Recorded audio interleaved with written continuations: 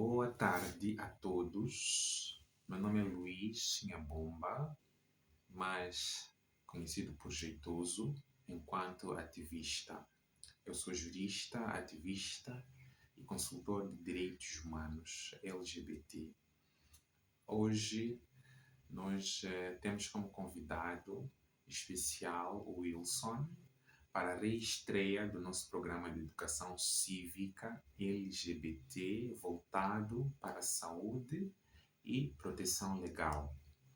Há 5 anos atrás, iniciamos com o canal do Jeitoso, um programa de educação cívica, onde nós abordávamos estas questões. Finalmente, voltamos. Então, o nosso convidado mais do que especial irá apresentar-se. Saudações, sintam-se todos cumprimentados. Chamo-me Wilson Manuel, tenho 26 anos e sou ativista social na área da saúde sexual e HIV/SIDA. Pois é. Pois bem, o Wilson é ativista dos direitos humanos e saúde sexual HIV/SIDA. Wilson, o que é isso de ser ativista dos direitos humanos e saúde sexual HIV/SIDA? Sim, primeiro eu acredito que muitas pessoas têm escutado mais ouvir falar sobre o termo saúde sexual e reprodutiva. Né? Poucas vezes fala-se de saúde sexual e HIV/SIDA. Há uma pequena diferença sobre esses dois termos. Primeiro, nós temos a saúde sexual e reprodutiva, que é uma visão ampla da saúde sexual, onde que dentro da saúde sexual e reprodutiva nós podemos encontrar lá o planeamento familiar, podemos encontrar também questões de parto, de gravidez e cuidados pós-parto, podemos encontrar também dentro da saúde sexual e reprodutiva educação sobre saúde sexual, direitos sexuais e reprodutivos. Enquanto que saúde sexual e HIV/SIDA ela é espelhada mais para questões de HIV e SIDA.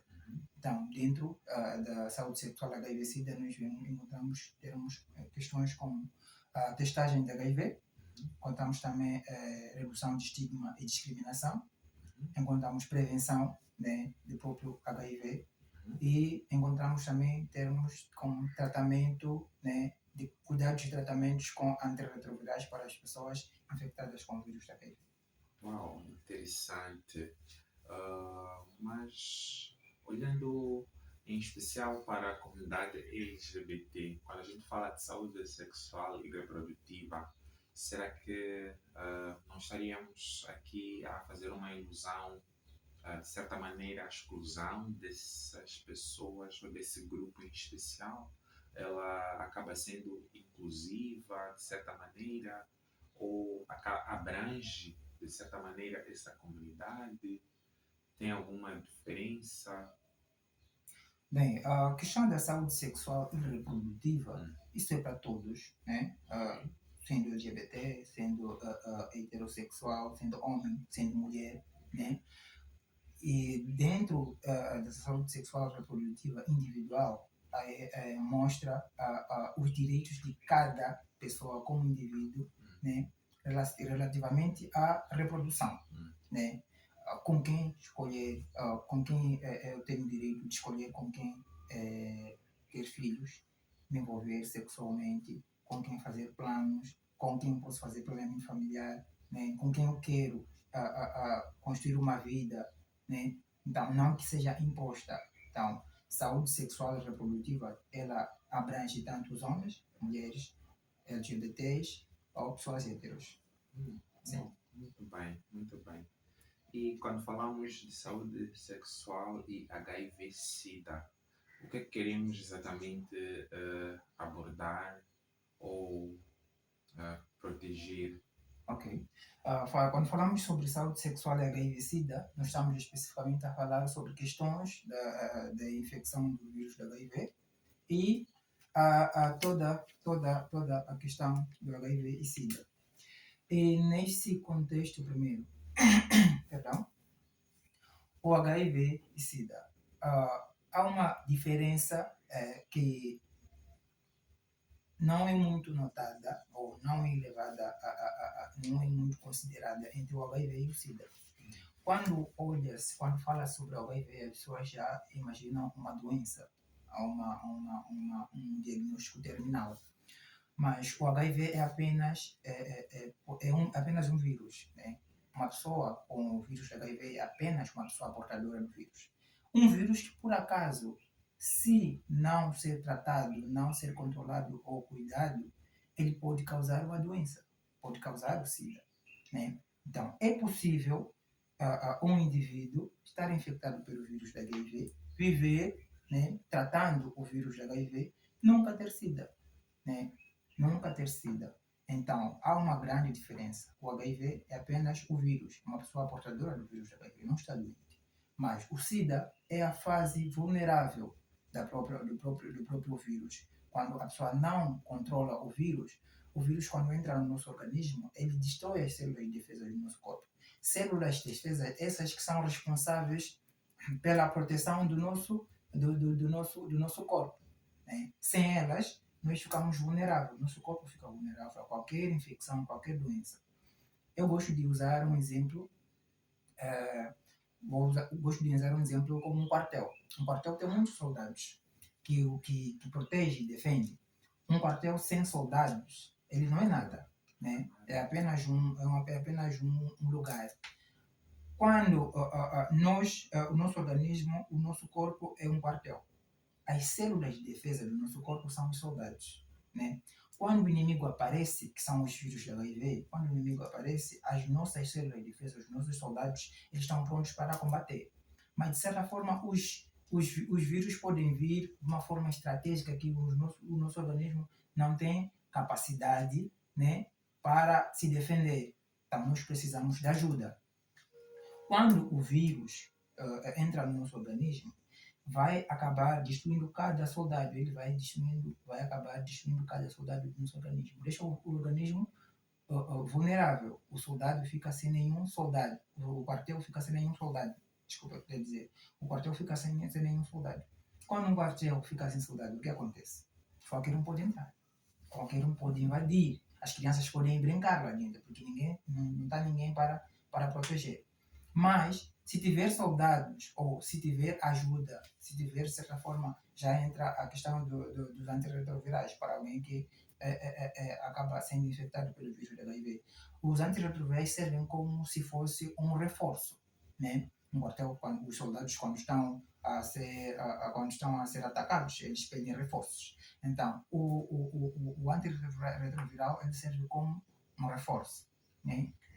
Que vem para ajudar os soldados a combater os vírus. Né? A combater os vírus. Combatendo os vírus, eles adormecem os vírus, aumentam o número de CD4. Aumentando o número de CD4, os vírus ficam adormecidos, eles não podem fazer nada no nosso organismo e eles permanecem lá adormecidos. O que tem que fazer a pessoa infectada pelo vírus HIV é só continuar a tomar a medicação, que é essencial e importante para que os vírus permaneçam adormecidos. Olhando para o nosso contexto nacional, né? Todas as circunstâncias negativas, talvez, que o país vive ou enfrenta em relação, por exemplo, à questão da pobreza, acha que isso, de certa maneira, contribui para o crescente número de novas infecções? O que é que acha, no seu entender, ou a partir, se calhar, do trabalho que tem desenvolvido? Como é que vê essa questão? Bem, eu vejo esta questão não como a pobreza ou a questão do nosso país contribua para o crescente número de novas infecções. Eu acredito que a desinformação, né, a desinformação e o desinteresse, né, em buscar informações relacionadas ao HIV é que causa questões de novas infecções. Por quê? Porque pessoas que já estão infectadas, elas não sabem que continuar fazendo o tratamento, elas chegarão a uma fase onde que não precisam chegará uma fase onde é que os vírus ficam adormecidos a um ponto em que não há necessidade ou não poderão transmitir os vírus para ninguém. Chama-se de I igual a I, indetectável igual a intransmissível. Então, elas acreditam que quando elas já estão infectadas, elas precisam infectar os outros para se sentirem melhores, para se sentirem mais acolhidas ou mais acomodadas. Eu estou infectado, vou querer que sejas o meu igual, né? Então, essa percepção é que causa novas infecções. E a questão de pensar que o HIV e o SIDA é a mesma coisa, né? Acreditando que se eu fui infectado, se eu estou infectado pelo vírus do HIV, não há nada que vai melhorar, que vai mudar, não há nada que vai piorar. Então, desculpa, antes mesmo de ir para essa questão, né, de desenvolvermos, ou de falarmos sobre a SIDA, no seu entender, essa desinformação, essa crescente desinformação nos dias atuais, onde os jovens passam mais tempo com um telemóvel e na internet, por que tem falhado ou não tem chegado, sendo que hoje em dia a internet chega até nas zonas mais recônditas, né?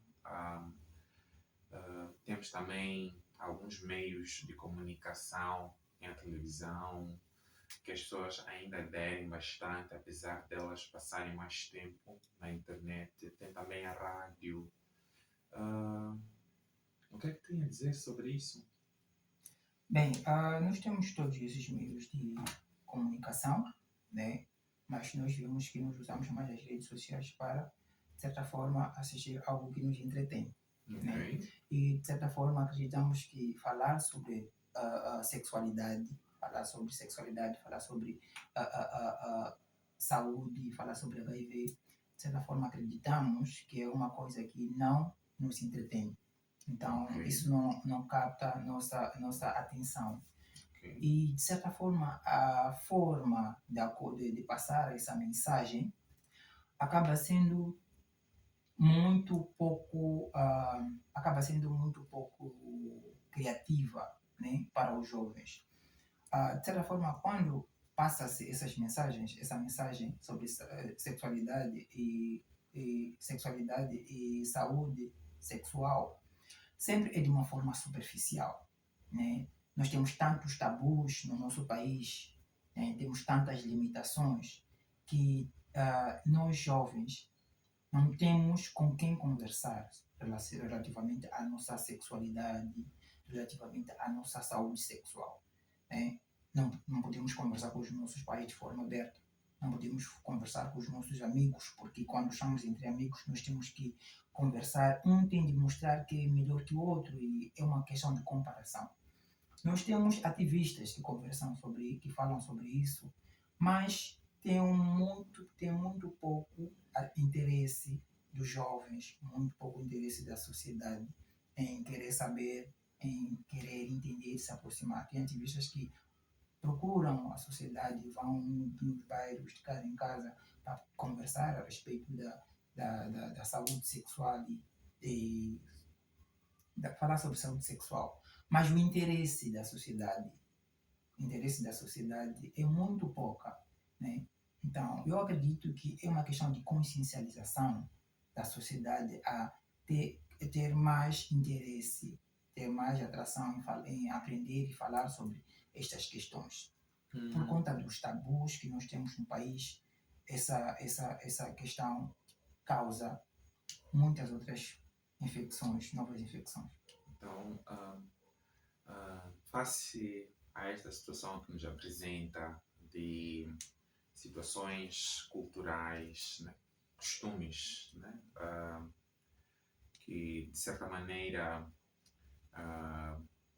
constrange, se calhar, né, os jovens acabam se limitando de certa forma a abordarem essas questões tão pertinentes, essa questão do HIV, por exemplo, porque se a pessoa contrai, ela passa uma vida inteira a ter que merecer desses cuidados de saúde e tendo que adotar um novo estilo de vida.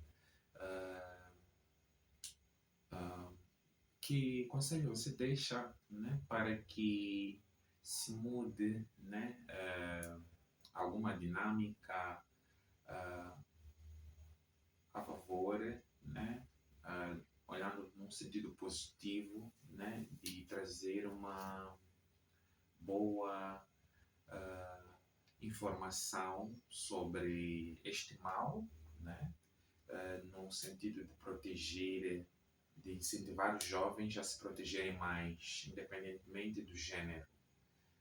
Que conselho você deixa? Porque notas que até os ativistas, em algum momento, acabam sendo vítimas deste mal. Veja só, né? É um ativista que advoga esta causa, mas é o mesmo que não toma iniciativas de cuidado para se autoproteger.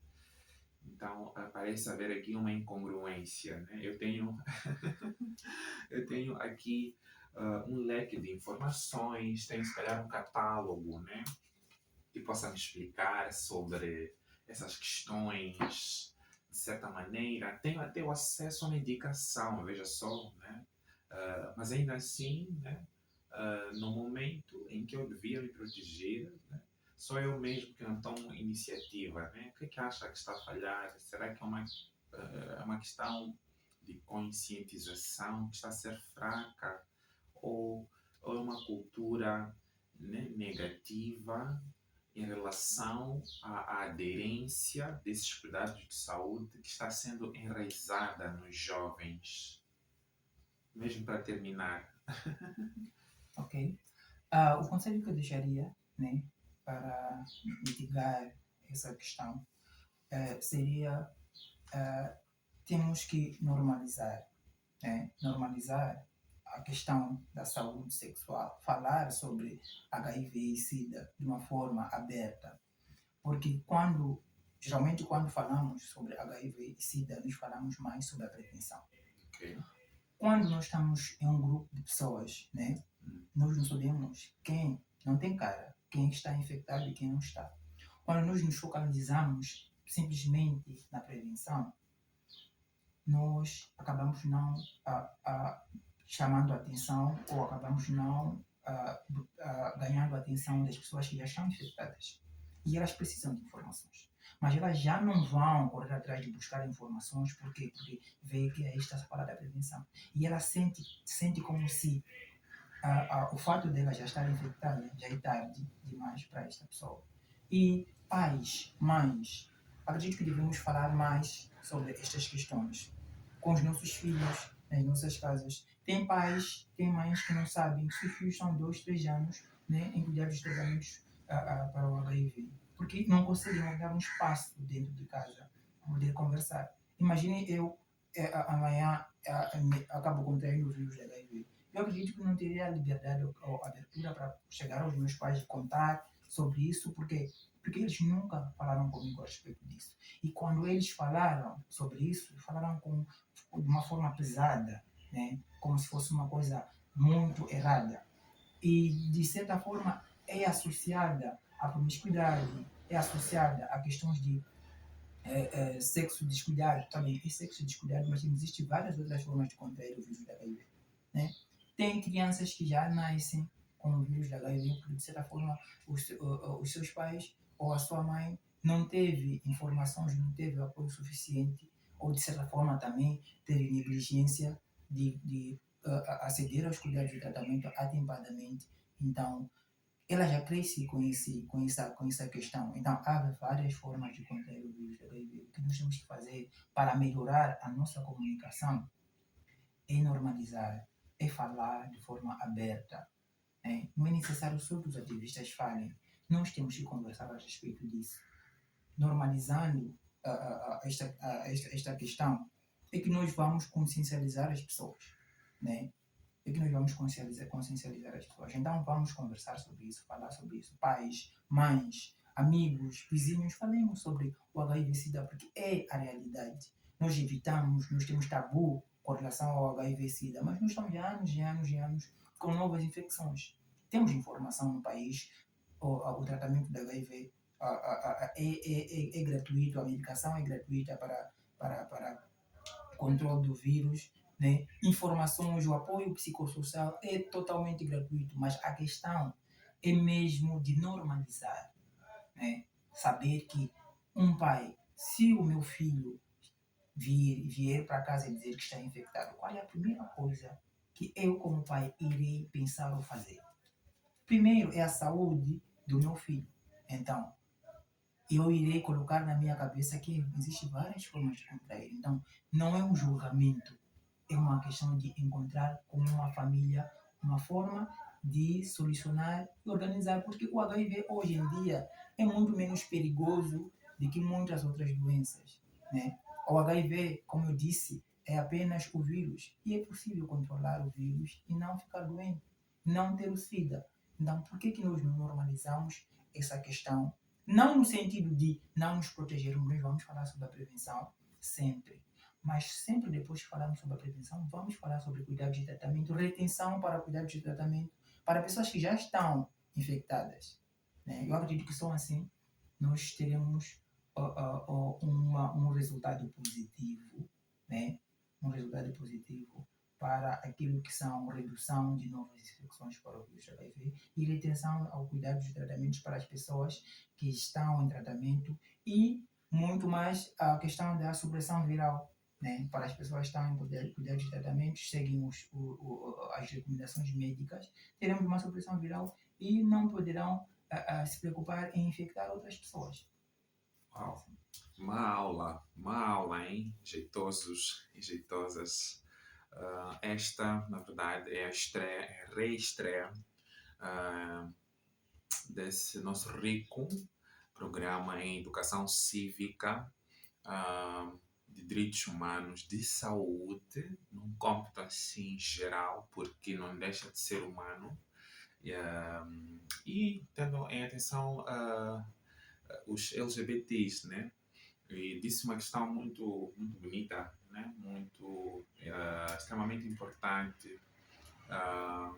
Fez alusão aos pais, né? Aos progenitores, aos encarregados de educação, sendo que a família, né? Em casa é o primeiro lugar onde nós temos o contato com tudo, onde a gente aprende as coisas da vida. Sim. E quer parecer que há uma cultura do medo de abordar certas questões, né? Assim, até pela sensibilidade mesmo dessa matéria, não é? Não para por aqui, temos ainda muito para conversar, mas era só um cheirinho, né? Era mesmo um welcome para vocês ficarem ali do outro lado a acompanharem. Não se esqueçam de subscrever aqui no canal do Jeitoso pelo YouTube. Podem acompanhar também pelo Facebook do Aquiles Jeitoso, assim também como pelo Instagram, né, do @jeitosos com 2 O's no final. Mas também, se quiserem terem acesso aos serviços de saúde, o que é extremamente importante, é muito fácil.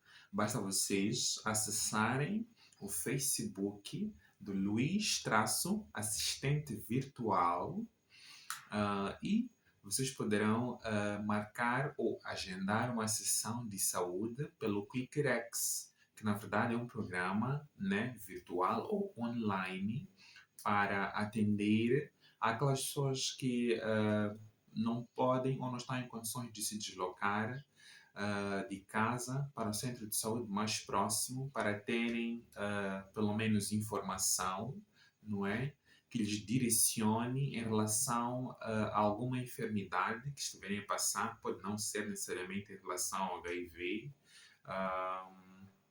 que nós estamos lá, ou ainda pelo Google, na página oficial do QuickRx, vocês já vão ver lá, né, uma lista, né, de ativistas que trabalham neste meio online. Então é só vocês procurarem esse meu belo e lindo rosto, Luiz, assistente virtual, para vocês poderem agendar uma sessão de saúde, prevenção, assim como também para situações de violência de direitos humanos, violência física, psicológica, agressão.